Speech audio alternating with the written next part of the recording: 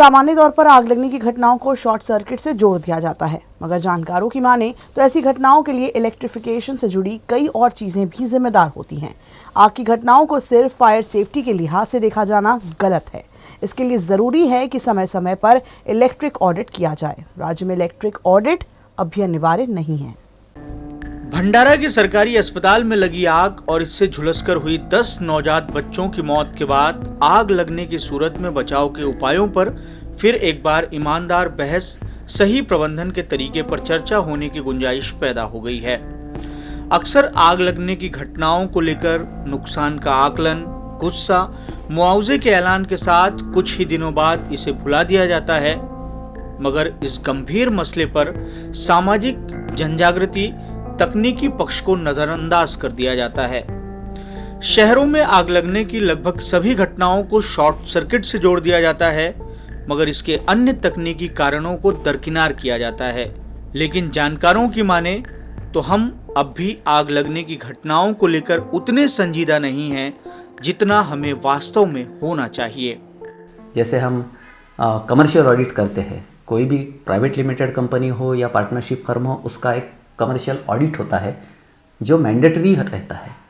तो ये इंडस्ट्रीज़ को भी एक इलेक्ट्रिकल सेफ्टी का ऑडिट करना बहुत ही ज़रूरी है, ताकि ये जो अनहोनी है, आग लगना, उसमें मानवीय भी हानि हो सकती है, तो ये हमको टालना चाहिए। फायर और इलेक्ट्रिक सेफ्टी को लेकर काम करने वाले जानकारों के मुताबिक आग लगने की सूरत में या आग से बचाव को लेकर इसके तकनीकी पक्ष को जानना जरूरी है।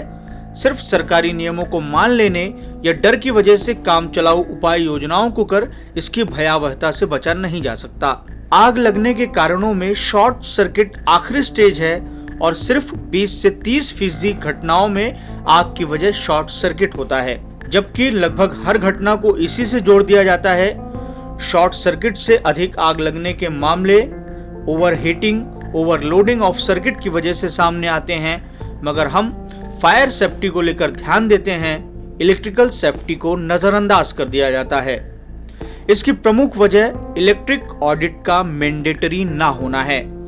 किसी बिल्डिंग की प्लानिंग के समय सिर्फ एक बार पीडब्ल्यू कार्यालय में बैठने वाले इलेक्ट्रिक इंस्पेक्टर से इलेक्ट्रिफिकेशन प्लान पर एनओसी लेना पड़ता है, और वो भी अगर बिल्डिंग की ऊंचाई 15 मीटर से अधिक हो तब। जानकार मानते हैं कि ये नियम लापरवाही को जन्म देते हैं।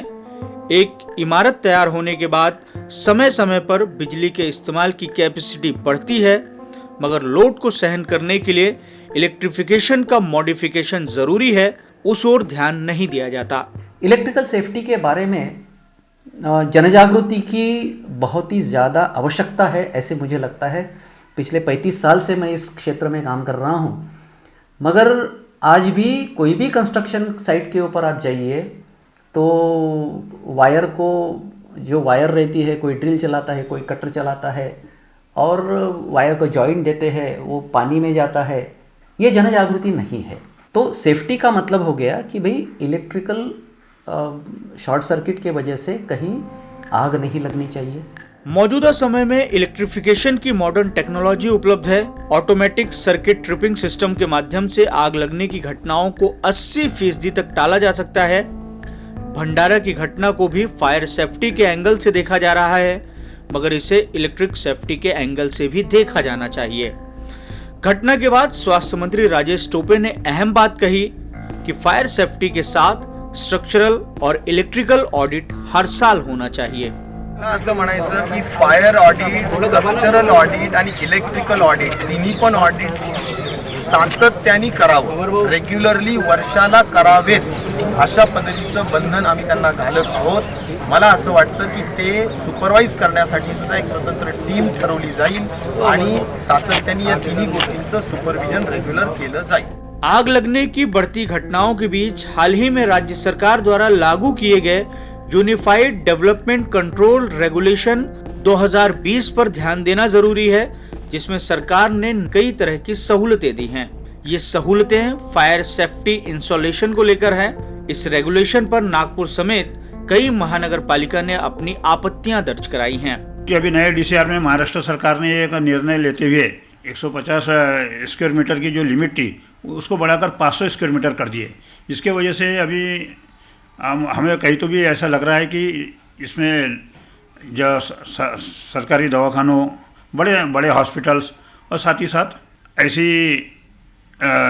स्कूलें जहाँ बड़े मात्रा में विद्यार्थी शिक्षा ग्रहण करते हैं, इस जगह के लिए ये DCR रूल में छूट नहीं देना चाहिए और पुराने रूल के हिसाब से ही 150 स्क्वायर मीटर तक ही उन लोग को वो छूट देकर 150 के वो पुराने रूल पूर्ववत रखना चाहिए। ऐसा हम लोग शासन से भी मांग करने वाले हमारे अग्निशमन समिति के मार्फत। आग लगने की वजह कुछ भी हो, इससे नुकसान होता ही है। इससे बचने के लिए जानकारों के अनुसार कुछ तरीके हैं जिनका हर किसी को पालन करना चाहिए। अगर सावधानी, सतर्कता के साथ इलेक्ट्रिकल ऑडिट का पालन हो तो कई घटनाओं को रोका जा सकता है।